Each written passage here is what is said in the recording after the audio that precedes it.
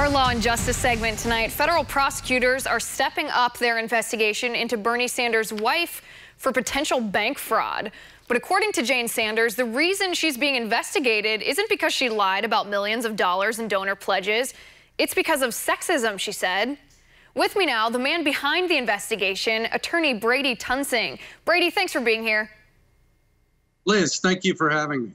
All right, Brady, this was quite the interesting allegation from Jane Sanders, Bernie Sanders' wife, aimed actually directly at you. She said that you were trying to destroy her husband and that she found that to be incredibly sexist.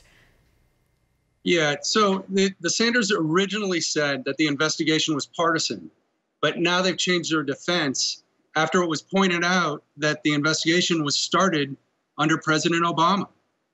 Right, and if I'm not mistaken, when you discovered this discrepancy, and I do want to get into the details of that in a moment, this was actually before both Bernie Sanders and Donald Trump had ever declared their candidacy for president.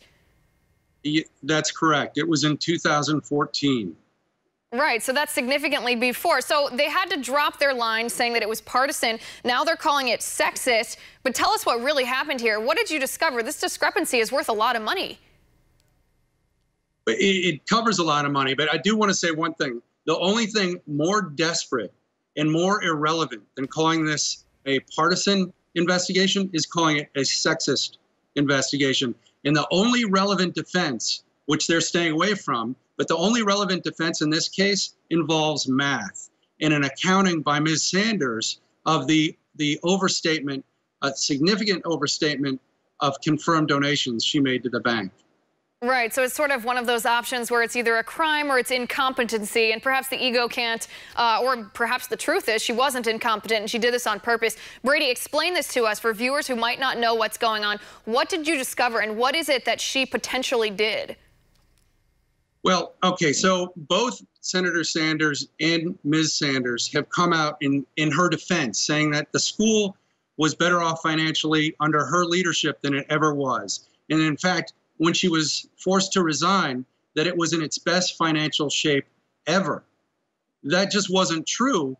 But Ms. Sanders invited the public to inspect the school's records as proof of her claim. So I did that. I went back and I pulled up the audit reports for the school. And those audit reports show that within 7 months, just 7 months of the loan being granted, and this was under Jane Sanders' presidency, the school went into default. Right, so this loan that you're talking about, within 7 months of this loan being granted, the school went into default. That school, by the way, Burlington College, is no more. They've shut their doors. Mrs. Sanders wasn't president at the time, but it shut its doors shortly thereafter. This loan is what the FBI is actually investigating, because in order to secure a loan, as everyone who owns a home or any expensive piece of property or equipment knows, you have to be able to pay this back. And what she did is she told the bank that she had pledges from donors that would enable her essentially to pay this back. But that's where the allegation that she lied occurs, correct? Correct. She needed $10 million to buy this piece of property, and she needed to borrow $6.5 million from the bank and about $3.5 million from the Catholic diocese. And in order for them to loan the money, they demanded that she confirm donations of $2.6 million. However, as I just said, the school defaulted almost immediately on the loan, and the school found out that these pledges weren't coming in. In fact, they only collected about 25% of the donations Ms. Sanders confirmed would come in. And at least three donors have come forward to say that the school overstated their pledged amounts. Right, so it seems to me that this is almost textbook bank fraud. This isn't sexism. Yeah, it's, again, it's math, and it's simple to do. And it's available for anybody to see. These audit reports are available online, and plenty of news outlets have posted them. And you can do it yourself, and you can see the notations made by the auditors about how troublesome the financial situation was of the bank while Ms. Sanders was still president.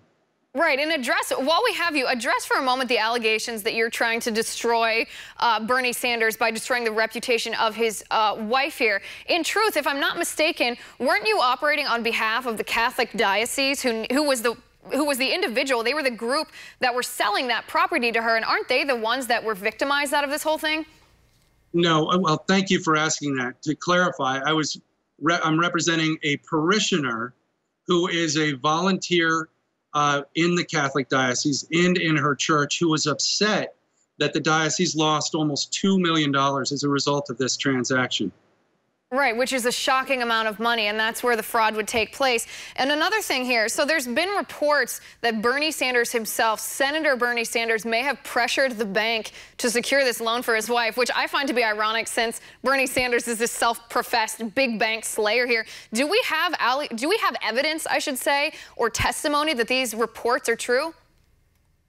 What I have is a Vermont state legislator who approached me and gave me evidence and told me that a former People's Bank executive told him that the Sanders office pressured the bank to make the loan, that the bank was told to make it happen. Right, which is absolutely shocking if that's true. Hopefully that person is able to testify under oath here. Brady, we're almost out of time, but just one last opportunity. Is there anything you want to say directly to Mrs. Sanders in regards to her accusation that you are being sexist towards her? No, I have nothing to say to Ms. Sanders. I think the facts say enough. And I think they do, and they certainly will if they continue to come out in this manner. Brady, I appreciate you being on the show. Thanks for being here.